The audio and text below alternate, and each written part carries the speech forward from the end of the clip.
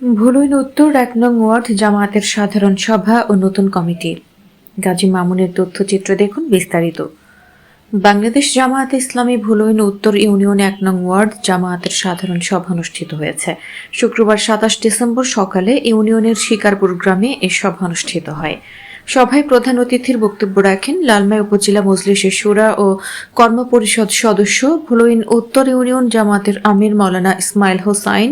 Word জামায়াতের আমির মাওলানা তাজুল ইসলাম মিয়াজির সভাপতিত্বে সভায় বিশেষ অতিথির বক্তব্য রাখেন ইউনিয়ন জামায়াতের সেক্রেটারি মাওলানা শাহাদাত হোসাইন মিয়াজি, অর্থ সম্পাদক হাফিজ বিল্লাহ হোসাইন সহ অনেকে। পরে আগামী ১ বছরের জন্য ১ নং ওয়ার্ডে মাওলানা মোহাম্মদ তাজুল ইসলাম মিয়াজিকে আমির, খুরশেদ আলমকে সেক্রেটারি ও আবু তাহেরকে অর্থ সম্পাদক করে আংশিক নতুন কমিটির নাম ঘোষণা করা হয়।